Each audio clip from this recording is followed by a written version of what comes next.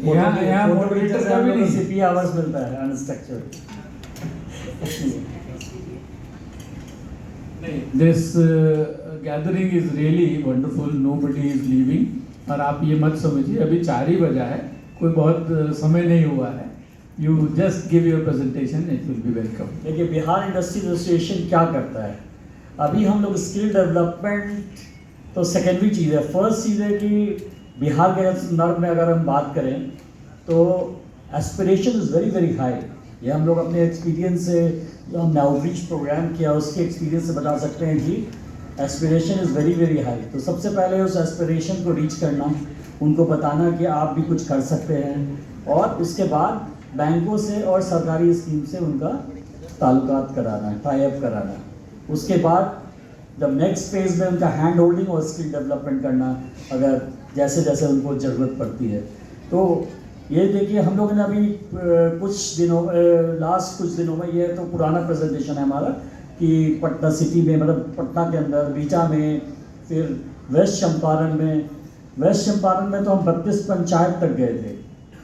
32 पंचायत तक हमने पूरी टीम गई थी, और एक एक पंचायत में हमने सभा टाइप की थी और लोगों से इंटरेक्ट किया था कि 3 स्कीम हम लोग लेके गए थे। PMEGP, एक है FMAP जो food processing, micro food processing unit के लिए स्कीम है, और एक बिहार गवर्नमेंट की एग्रीकल्चर प्रोडक्ट के लिए, एक प्रोसेसिंग के लिए एक स्कीम है, उसको तीनों का लेके गए थे, जिसमें 15% कैपिटल सब्सिडी है। तो हम लोगों ने ऐसी तीनों स्कीम को उपयुक्त समझा। जैसे बेतिया जा रहे हैं, अगर पूर्णिया गए या मुजफ्फरपुर गए, तो हम लोगों ने सोचा कि अगर ग्राउंड लेवल पे जाते हैं तो इन तीनों स्कीम को ले जाएंगे तो उनके पास रॉ मटेरियल की कमी नहीं रहेगी। तो हम एक बार इसको अपना प्रेजेंटेशन को कर देते हैं। बेसिकली प्रेजेंटेशन ये फोटोग्राफ्स है कि हम क्या करते हैं एज एसोसिएशन, हम क्या करते हैं। एक क्वेश्चन वो भी है हमारे लिए।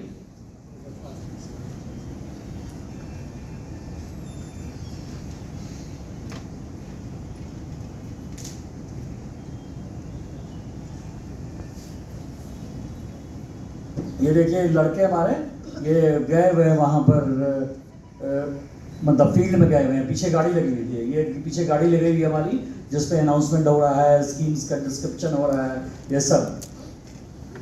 ये देखिए सभा हो रही है पंचायत लेवल पे।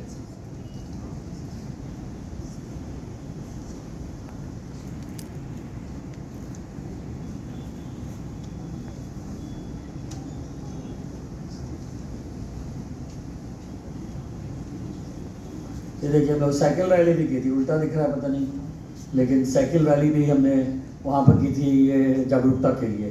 बेसिकली स्कीम्स के एंटरप्रेन्योरशिप के लिए हमने साइकिल रैली की। बिहार में सबसे देखिए एम्प्लॉयमेंट के लिए सबसे बड़ी चीज़ है कि हम कितना जागरूक कर सकते हैं लोगों को एम्प्लॉयमेंट, अपना सेल्फ एम्प्लॉयमेंट के लिए, मतलब बिजनेस करने के लिए। इसलिए क्योंकि सरकार तो दे नहीं पाएगी नौकरी, तो हमें अपना जो स्टेटस उठाना है। तो इकोनॉमिक जब स्टेटस हमारा अच्छा होगा तभी हमारा भी स्टेटस अच्छा होगा।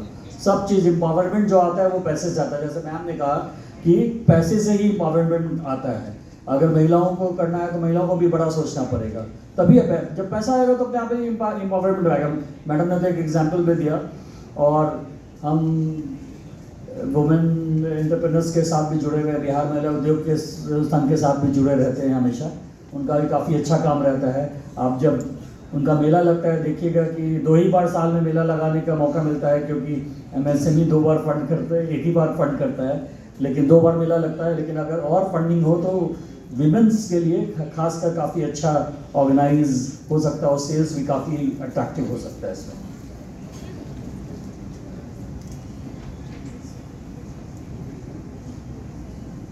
तो यही है, देखिए लड़के इंटरेक्ट कर रहे हैं जाके पंचायत लेवल पे।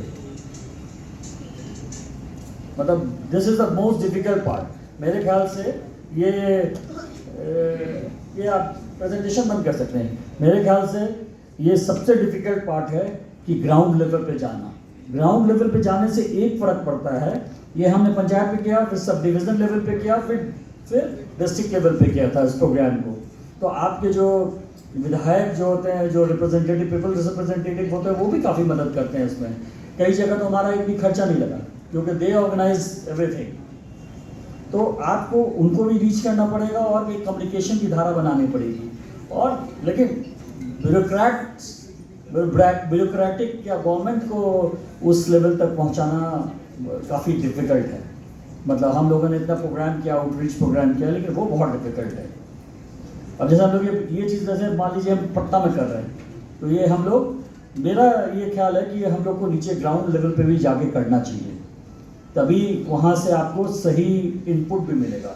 बैंक का एक फाइनेंसिंग का भी ऑप्शन है कि बैंक में फाइनेंसिंग में क्या कर सकते हैं। तो हम क्वेश्चन ले लेते हैं पहले सर का, धर्मेंद्र सर से क्वेश्चन ले लेते हैं। आपने तो फाइनेंशियल मॉडल्स का role of the industry association आपने तो बड़ा अच्छा समझा दिया। What financial models or instruments are most effective in supporting the capacity expansion of MSMEs in Bihar? Can you provide example of successful implementation? Bihar में देखिए अभी बैंक का क्रेडिट के अलावा कुछ भी क्रेडिट नहीं, कोई भी अदर मॉडल नहीं, केवल बैंक के मॉडल पे, हम बैंक के फाइनेंस पे केवल आश्रित हैं। और सबसे बड़ी विडंबना ये है कि क्रेडिट गारंटी स्कीम जो है वो उन्हीं को मिलता है जिनके पास कोलैटरल होता है। ये डेटा बोल रहा है, मेरे पास डेटा भी है, कम हम तो डेटा के साथ है, SLBC का डेटा है। आप सोचिए कि 5 करोड़ तक अभी है, अगर 5 करोड़ छोड़ भी दें, 2 करोड़ तक भी अगर लिमिट है CGTSME का, तो एवरेज साइज जो है 30,000 कुछ केसेस हो रहे हैं क्वार्टर में या साल में, और जो एवरेज साइज है वो 4 से 5 लाख रुपए है। तो आप सोचिए कि किसको पैसा मिल रहा होगा और क्रेडिट गारंटी कितना इफेक्टिव हो रहा होगा। और क्रेडिट गारंटी की पॉलिसी में क्या सबसे बड़ा ड्रॉबैक है बताते हैं।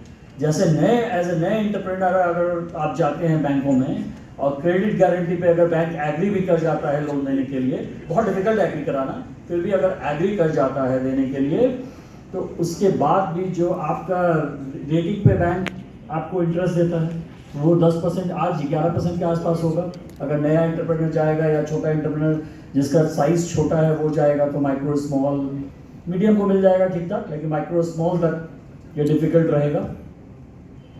उसमें क्या होता है कि क्रेडिट रेटिंग में भी रेट तो उन्होंने कम कर दिया, लेकिन उसमें सबसे बड़ा कैच क्या है कि एक रिस्क का प्रीमियम है, जो कि जो स्मॉल साइज ऑफ बिजनेस है या मीडियम साइज ऑफ बिजनेस है उनका वो रिस्क रेटिंग हमेशा बैंकों के नज़र में हाई आएगा, तो उसमें आपका रिस्क प्रीमियम ऐड हो जाता है, तो क्रेडिट गारंटी फी काफ़ी ज़्यादा हो जाती है।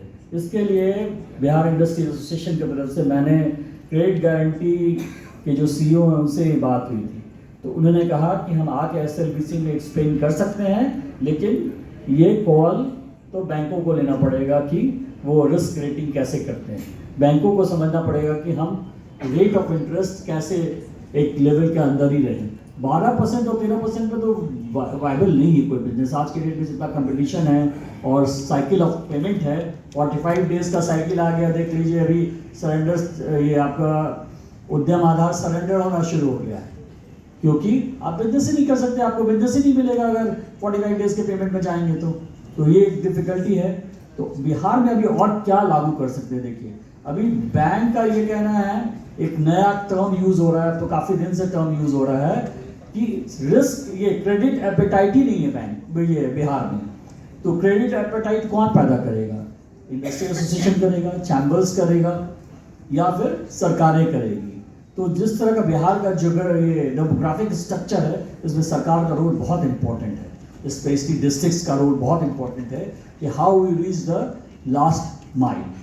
और बैंक की जो स्थिति है लास्ट माइल कनेक्टिविटी में, 3 आदमी या 4 आदमी का ब्रांच है, उसमें एक आदमी परमानेंट छुट्टी पर रहेगा क्योंकि वो दूर दराज में पोस्टिंग है, तो एक आदमी बाई रोटेशन छुट्टी पर रहता है। 3 आदमी का ब्रांच है, उसमें ज़्यादातर लोग कैश, 2 आदमी कैश, एक आदमी मेकर चेकर रहेगा, 2 आदमी बैंक में रहेंगे, एक आदमी फ्री रहा, तो वो क्या क्रेडिट आउटरीच करेगा? तो आप देखिएगा कि रूरल में या sub division semi urban area में भी क्रेडिट आउटरीच बहुत बढ़िया नहीं है। पटना में है डेफिनेटली, पटना में आप रीच कर सकते हैं, आराम से लोन करा सकते हैं, लेकिन अभी भी turn around time is very very high. Turn around time, मेरा एक्सपीरियंस है, कुछ हम बैंक का नाम नहीं लेंगे क्योंकि हम बैंक के साथ बहुत काम करते हैं, और बैंक के ही फंडिंग से हम लोग ये आउटरीच प्रोग्राम भी करते हैं, इसलिए बैंक का नाम नहीं लेंगे, लेकिन एक एक साल में भी जवाब नहीं दे पाते हैं लोग कि सही है कि ऑन रिकॉर्ड है वो। और अभी एक और इससे एक रिलेटेड बात हम कर लेते हैं, एक रिहैबिलिटेशन का इशू है जो कि 2015 का सर्कुलर है रिजर्व बैंक का, ये रिवाइज सर्कुलर है, 2015 में रिवाइज सर्कुलर आया था। और इस सर्कुलर को बनाने में जो दिग्गज लोग थे, मुखर्जी साहब और ये सब थे उसमें, काफ़ी बड़े बड़े बैंक दिग्गज बैंकर्स इसमें थे जिन्होंने ये रेगुलेशन बनाया था। ये 2015 का सर्कुलर है, ये कहता है कि आपको रिहैबिलिटेट करना चाहिए सभी यूनिट्स को, जो भी SMA 0 मतलब जो MP के कगार पे चले जाते हैं या MP हो जाते हैं, तो आपको इसका केस बहुत कम मिलेगा। हमने तो बहुत 5-7 साल से ये बात उठाते